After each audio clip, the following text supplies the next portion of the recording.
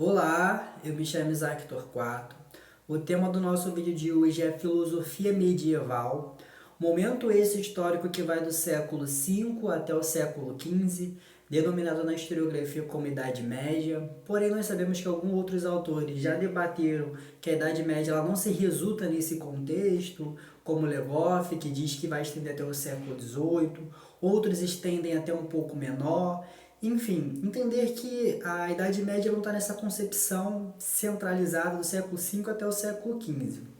Mas para essa videoaula, é importante destacar que a gente vai trabalhar esses dois momentos, do século V até o século XV, em duas figuras, como Santo Agostinho e depois São Tomás de Aquino.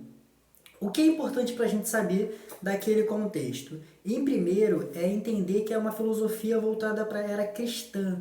Pensando a idade cristã, né, a concepção medieval, a concepção filosófica voltada para Deus. É também, né, entender que essa filosofia ela está sendo pensada, questionada, né, lá pelo alto clero. Lembra que é o contexto da Idade Média, do alto clero e do baixo clero, o clero regular, o clero secular. E aí aqueles monges que detinham, né, a criação dos dogmas católicos, que pensava como essa sociedade ela deve se estruturar. Então a gente está falando desse alto clero. E aí, lembrando que o contexto que nós vamos trabalhar é entender o que, né? É que ela não é uma filosofia que ela foi propagada pelos padres, aquelas pessoas que estavam ali no dia a dia das pessoas, que estavam mais próximos. Estamos falando da filosofia do alto clero. É importante destacar que a filosofia lá no século 3, no século 3 depois de Cristo, né? E vai surgir ali o cristianismo no século 3 a.C., mas Jesus Cristo vai morrer nos anos 30 antes de Cristo, e aí que a filosofia medieval, ela vai ser filosofia cristã, desculpa, vai ser começada a pensada. É o contexto também, né, da questão do que, né, da filosofia greco-romana. E a filosofia medieval, ela pega bastante na filosofia greco-romana, especialmente na figura de Platão, atribuído a Santo Agostinho, e Aristóteles, atribuído a São Tomás de Aquino. Mas quando a gente for trabalhar os dois autores, a gente vai entender. O que estava acontecendo ali no século V depois de Cristo? A gente tem a queda do Império Romano do Ocidente e vai se manter o Império Romano do Oriente. E a gente tem um processo chamado de feudalismo, aquela concepção da aristocracia, né? Aquela concepção ruralizada, a ideia da criação dos feudos, a ideia dali, a partir mais ou menos do século VII, ali através do Pepino Breve, onde é que a igreja ela vai ter posse das terras, a dogmatização da igreja católica, fazendo presente na vida privada das pessoas. E aí temos a figura de Santo Agostinho, né? Que a gente chama de Santo Agostinho, mas o nome era Agostinho de Hipona. E aí o que é importante destacar, né? Agostinho de Hipona, ele estava ali, nasceu ali na África, ali o que hoje a gente conhece como Argélia, no século IV a.C. Agostinho, né, ele não era cristão, ele vai se cristianizar, isso é importante para a gente pensar a filosofia de Santo Agostinho, né? Ele vai se cristianizar, antes de ser cristão, ele vai ter várias correntes teóricas, tanto quanto o maniqueísmo, aquela filosofia voltada para a questão do bem e do mal, que tudo é natural. Santo Agostinho, ele viveu um pouco no contexto da sua vida, né? Sua mãe, que era cristão, ele dizia que o quê, né? Ele dizia que o quê? Que ele era até um pouco triste, de certa forma, que ele tentava buscar a razão, buscar a inteligência. Lembrando que a gente entende razão como uma substância do que, né? Da busca pelo conhecimento. Não essa ideia que a gente tem do debate, da verdade e tudo mais. Naquela concepção, a razão seria a busca pelo conhecimento. E aí Santo Agostinho tem que entender que o quê, né? Que ele está nessa transição do mundo antigo para a Idade Média. E a gente entra num contexto, né, que a gente vai chamar de patrística, né? Ele é um filósofo que ele está na linha de pensamento da filosofia patrística. E o que significa essa filosofia patrística, né? Patrística vem na ideia que ele é o pai da igreja, né? Que era uma filosofia pensada de forma cristã, feita pelos padres. É importante destacar também que Santo Agostinho, ele quando a gente diz que ele tem influência da filosofia platônica, por quê? Porque Santo Agostinho ele vai trazer como um inovador, né? A gente trabalha Santo Agostinho como se os primeiros reformistas da igreja católica. Depois, lá para frente, que nós vamos ter, né, Lutero, né? Ele era um monge agostiniano. E o que o Santo Agostinho ele entendia, né? Ele vai ser trabalhado naquela coisa que nós chamamos de neoplatonismo. O que é o neoplatonismo? Para o Platão que nasceu ali no século IV antes de Cristo, ali na Grécia, por isso que ele tem essa inspiração, né? E a gente chama de reforma porque ele vai pegar os dois elementos, tanto do cristão quanto da filosofia platônica. Platão dividiu o mundo em duas formas: no mundo sensível, que era esse mundo dos sentidos, e o mundo inteligível, que era o mundo da razão, o mundo onde é que as coisas elas estavam de forma abstrata. E aí a gente lembra até um pouco da questão, né, do que? Da caverna de Platão, da remanescência, né? Daquele momento que você vai sair, vai se transformar, que a caverna vai te cegar e por aí vai. E o Santo Agostinho, né, Agostinho de Hipno, ele vai cristianizar esse momento. E o que é para ele? Para Santo Agostinho, né, ele vai entender esse mundo sensível como o reino dos homens. Então, tudo que está ao nosso redor faz parte do reino dos homens, faz parte do mundo carnal. E aí, ele vai cristianizar o que? O mundo sensível de Platão, o mundo inteligível, desculpa, de Platão. O que é esse mundo inteligível? É esse mundo que para Platão era perfeito. Já para Santo Agostinho, ele é o que? Ele é um mundo idealizado, é um mundo de Deus. Então, tudo que compõe na Terra não é perfeito e a gente precisa alcançar o reino dos céus. Santo Agostinho ele vai ter uma bastante influência, né, desse mundo grego, porém, ele tem como objetivo central o quê? Né? A ideia da salvação.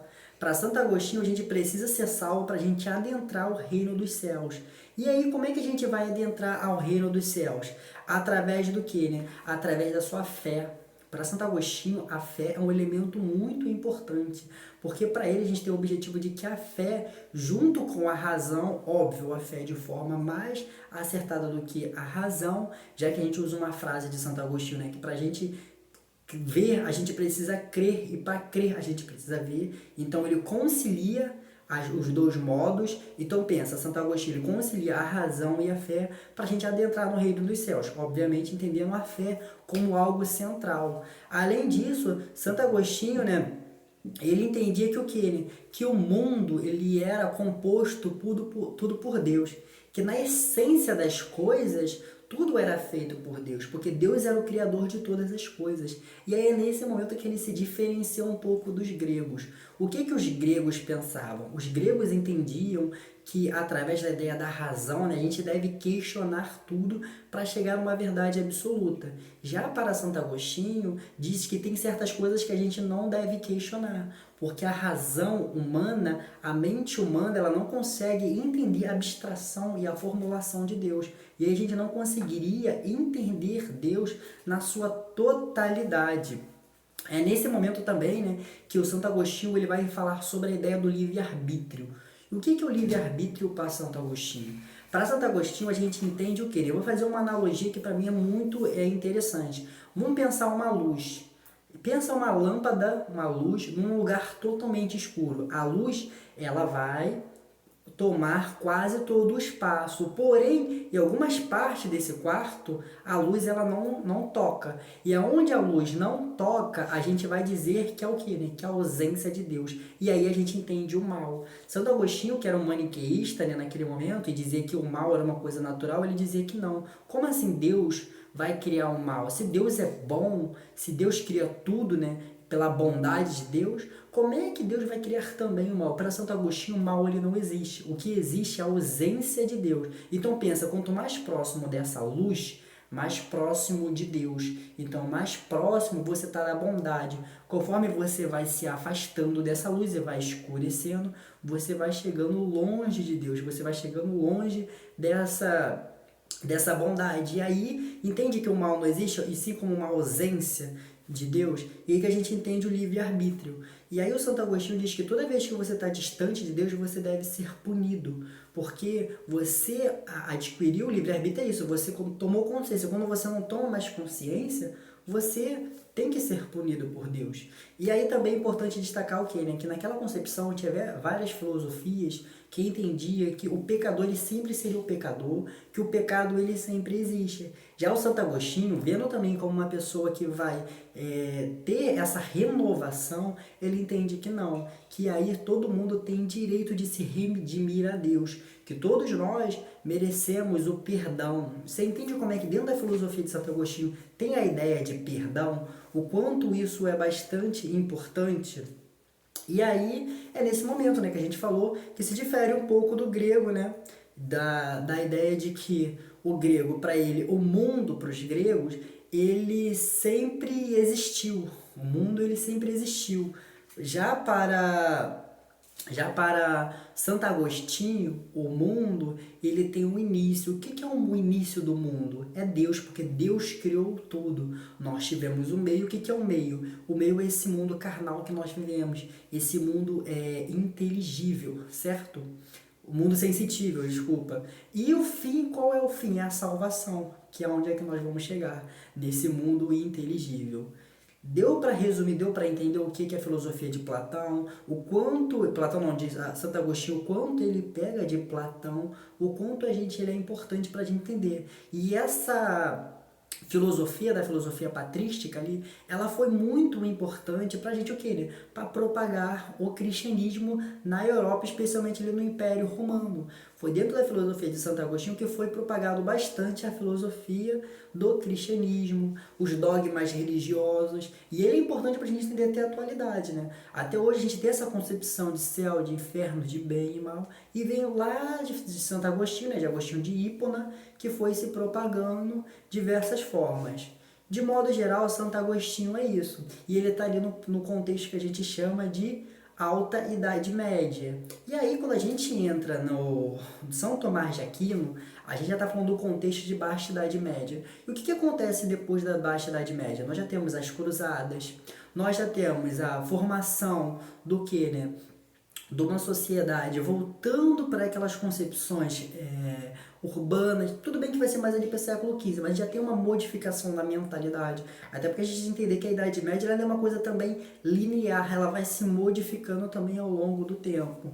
Porém, o que é importante entender, né? Que a filosofia da concepção escolástica, e escolástica significa ensino religioso, ela está entrando em contradição, em contraponto que né? As universidades que estavam nascendo ali na Europa. A primeira universidade que nós temos é em 1808, e essas universidades elas batiam de frente com a concepção de o quê, né? De que a religião ela não explica tudo. E aí a filosofia escolástica, especialmente na figura né, de São Tomás de Aquino, ele vai dar uma reviravolta. Vai tentar colocar o quê, né? Que agora a gente vai trazer a religião para dentro das universidades. Claro que temos que entender que a concepção de universidade não é essa que nós temos aqui no século XXI. A gente está falando de uma universidade lá no século XI, século XII, século X depois de Cristo. Então tem uma concepção totalmente diferenciada. E aí, essas universidades medievais, elas vão começar a ganhar agora uma nova outra cara. Que é o quê? Né? Para o São Tomás de Aquino, ele vai entender o quê? Né? Que a razão não se te distancia de Deus. Quanto mais você conhece, quanto mais você sabe, você se afasta de Deus. Para São Tomás de Aquino, quanto mais você conhece, quanto mais você sabe, mais você se aproxima de Deus. Para ele vai conciliar o quê? Né? Que a fé e a razão, um aconselha o outro. Porém, quanto mais você busca essa razão, mais próximo de Deus você fica. Porque na essência, no final, a gente está buscando tudo é Deus. E aí para ele, né, é nesse momento que vai surgir os cursos de teologia, tentando captar capitanear cada vez mais essa razão junto com a fé para a gente chegar então em Deus. Ele tenta explicar a existência de Deus através da própria razão, através da própria fé também. É nesse sentido também que a gente está falando do século V, do século XV, século V, não, desculpa, do século XV ao século XVI, a expansão marítima, é o século também do renascimento urbano, é o século também do renascimento comercial, a mentalidade, o racionalismo, o empirismo está surgindo naquele contexto, então é uma ideia do que, né? De cada vez uma racionalização. E aí, para não perder fiéis, para não perder os seus dogmas religiosos, eles começam a criar essas concepções, esses dogmas, tentando adentrar cada vez mais. E aí também, né, tivemos o que, né? Nós não podemos o que, né? Perder a fé. Para ele, por mais que a razão ela nos auxilie, por mais que a razão ela está ali conosco no dia a dia, a fé ela tem que estar junto, porque a fé ela explica tudo, porque a fé é Deus. Se a gente puder fazer um contraponto o que, né? Para Santo Agostinho, essa conciliação entre a fé e a razão, ela tem que ser trabalhada de uma forma que a fé é maior. Já para São Tomás de Aquino, não, que elas são igualitárias. Porém, quanto mais você busca a razão, mais próximo de Deus você fica, porque tudo é Deus. E aí que a gente entra na concepção que ele vai atribuir ao Aristóteles. Aristóteles, que também está lá na Grécia Antiga, que foi discípulo de Platão, Aristóteles ele vai fazer uma contradição de Platão. Por quê, né? Para Aristóteles, o mundo sensível, esse mundo material, ele também gera conhecimento. A gente também gera uma vida desse mundo sensível. E Santo Agostinho ele vai cristianizar também. Santo Agostinho não. São Tomás de Aquino vai também cristianizar esse momento. Falar que o quê? Que nesse contexto a gente vai também criar também essas próprias concepções. Porque dá sim para provar que Deus existe. Dá sim para criar uma razão junto com Deus. Isso faz tudo parte da filosofia. E aí que a gente vai criar o conceito de o quê, né? Aristotélico tomismo. É nesse momento que ele vai trabalhar do mundo conhecimento. Um ponto importante também, né, que ele vai trabalhar também, é o que é chamado de teoria das vias dos argumentos, que para ele, como eu acabei de falar, né, todas as vias que ele vai dividir em 5 vias tentando provar Deus, tudo que a gente tenta chegar na razão, no final a gente chega a Deus. Ele vai falar que tem um movimento e tudo isso leva a Deus. E por aí vai. São 5 formas dele falar que o mundo ele se explica e de certa forma para chegar a Deus. E ele também vai trazer uma concepção também política. Isso é muito importante. Por quê? Porque dentro dessa concepção política ele vai defender uma monarquia. Não pense numa monarquia, aquelas monarquias dos estados nacionais, naquela monarquia mais contemporânea, mas sim numa monarquia ali, voltada para através da figura do rei e do rei, claro, sendo católico, para ele propagar esse catolicismo. Dentro desse rei, nós temos que entender que tem a naturalidade, por isso que tem que ter a herança, para propagar o catolicismo. Um outro ponto muito importante que eles vão trabalhar é que o Santo Agostinho ele vai pegar a concepção de alma, lá que vem Platão. E o que quer dizer isso? A alma, para Platão, é uma ideia que a alma ela está no mundo inteligível, já o corpo ele está no mundo sensível. E o Santo Agostinho vai fazer o quê? Dizer que a nossa alma, já que ela é superior ao corpo, que ela está no mundo inteligível, a nossa alma ela pertence a Deus. Então a nossa alma ela é perfeita. Já o nosso corpo, ele é carnal. Então o nosso corpo, que está no mundo sensível, no mundo material, ele tem que se reduzir aos prazeres do mundo, já que tudo serve a Deus. De modo geral, a gente entende a filosofia do período medieval desses 2 blocos. Claro que tem outros filósofos que são muito importantes, que trabalham também essas concepções, porém eu quis trazer esses 2 filósofos que eles são muito importantes para a gente pensar, né? O que foi a filosofia medieval. É óbvio que a gente está falando de um contexto que vai lá do século V até o século XV. Eu deixei de fora muitas concepções, muitas mudanças estruturais, mas por fim é só. Espero que tenham gostado, espero que tenham entendido. E isso foi a filosofia medieval e o contexto da Idade Média para se pensar o pensamento e o conhecimento através da figura de Santo Agostinho, que é Agostinho de Hipona, e São Tomás de Aquino. Por mais é só, desejo para vocês uma boa noite, uma boa tarde, um bom dia. Fiquem com a luz. Tamo junto.